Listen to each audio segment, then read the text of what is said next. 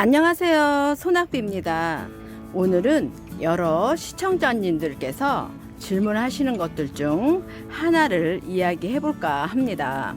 많은 분들이 제가 하우스에서 키우는 다육이들을 보시고 영양제를 어떤 것들을 사용하는지 문의를 주시는데요. 물론 하우스에서 햇빛에 달달 구워져서 색감이 이쁘기도 하지만 제가 가끔 주는 영양제와 다육이를 키우면서 사용했었던 영양제들에 대해서 오늘 말씀드려볼까 합니다. 먼저 준비한 종류를 볼까요? 이건 지렁이 분변토입니다.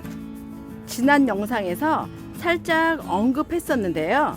지렁이 분변토를 아시는 분도 계시지만 모르시는 분들이 훨씬 많으시더라고요. 지렁이 분변토는 이렇게 보시면 가루처럼 보이시죠? 근데 이게 가까이 보시면 가루가 아니고 몽글몽글한 형태입니다. 보이시나요? 지렁이 분변토의 형태는 하나하나 알갱이가 모아져서 덩어리를 이룬 모양이기에 알갱이 사이에 틈이 많아 공기와 물이 잘 통하고 또 머물러 있기도 할 수 있답니다. 또한 영양까지 풍부하게 포함되어 있어 식물에게도 아주 좋은 것으로 알려져 있습니다. 분변토를 사용하시는 방법은 대략 두 가지인데요. 분갈이 하실 때 사용하는 배양토에 흙을 조금 섞어 사용하시거나 이미 심어진 화분에 분변토를 사용하고 하신다면 식물이 심어진 화분 위에 조금 올려주시면 됩니다. 한번 보여드릴게요. 식물이 심어진 화분 위에 분변토를 적당히 올려주시고 물을 주면 밑으로 스며들겠죠. 이렇게도 할 수 있고요. 그리고 여기서 또 소낙비만의 팁을 살짝 드리자면요. 저는 마감토 하기 전에, 그러니까 배양토 넣고 식물 심고 가는 마사로 마감토 하기 전에 지렁이 분변토를 이렇게 올려두시고 가는 마사로 마감토 해줍니다. 이렇게 하시면 물을 줄 때 분변토가 화분 밖으로 흘러내리지 않고 깔끔하게 물을 줄 수 있더라고요. 이렇게요. 그런 후에 이렇게 살짝 마감토한 부분에 물을 주면은 분변토 흘러내리는 거를 방지하면서 물을 줄 수가 있죠. 깔끔하게 물을 줄 수 있습니다. 다음에 소개시켜 드릴 영양제는요, 우박비료입니다. 전 서울 태생이라 농사일은 전혀 모릅니다. 전원주택으로 이사를 와서 다육이를 키우자니 옆집 할머니가 우박비료라는 걸 가져오셔서 써보라 하시더라고요. 제가 키우는 다육이가 작게 생겼다 하시며 이걸 주시면 아주 크게 잘 큰다 하시더라고요. 할머니가 보시기에 제가 다육 농사를 잘 못하고 있는 듯 보이셨나 봅니다.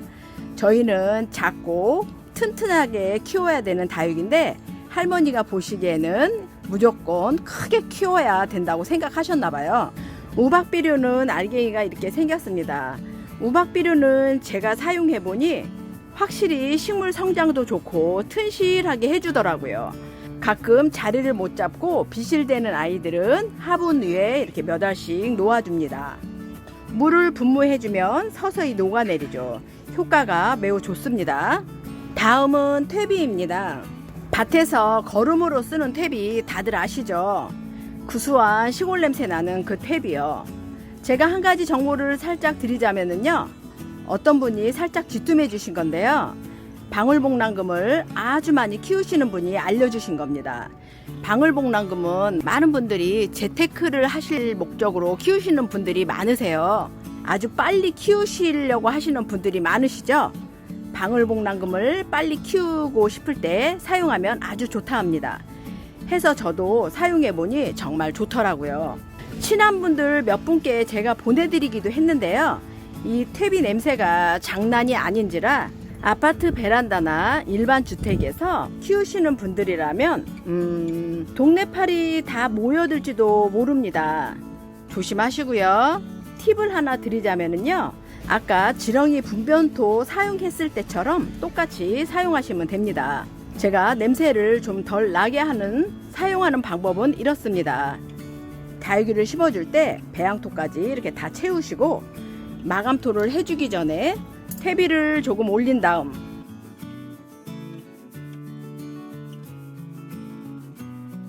가는 마사로 마감토를 해줍니다.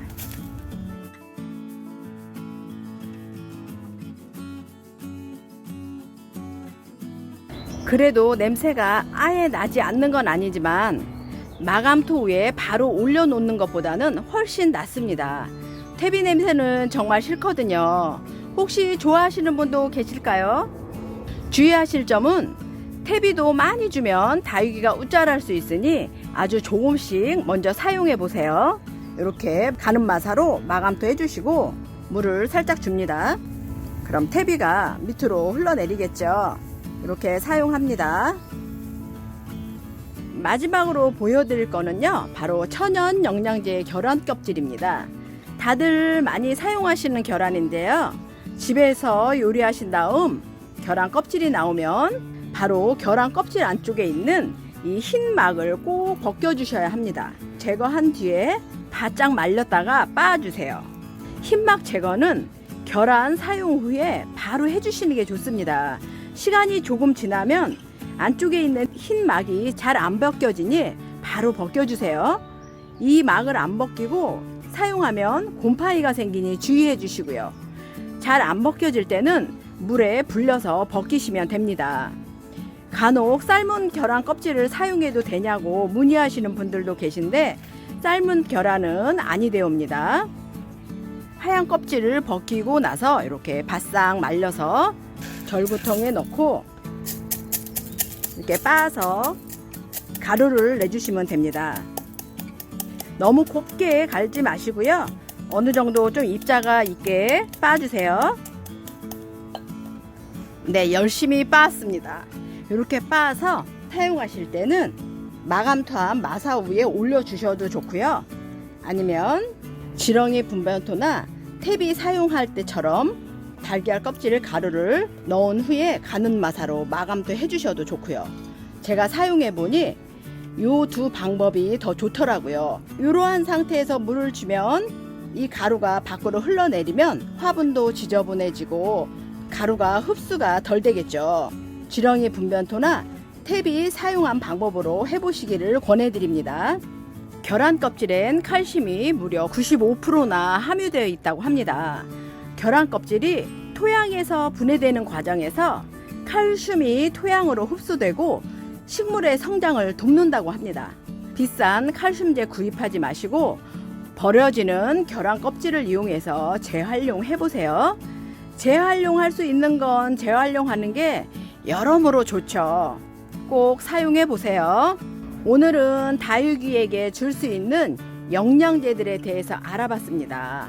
과하면 모자란단만 못하다는 말 잊지 마시고요. 조금씩 적당하게 사용하셔서 건강하게 다육이를 지키시길요. 사람이든 다육이든 건강이 최고입니다. 여러분들도 건강 유의하시고요. 오늘 영상이 도움이 좀 되셨나요? 이외에 다육이에게 나만의 영양제를 사용하시는 분들 계신가요? 댓글로 같이 공유해 보는 것도 좋겠네요. 구독 꾹 눌러주시고요. 소낙비 판매방도 방문해 주시고요. 그럼 오늘도 많이 행복하세요.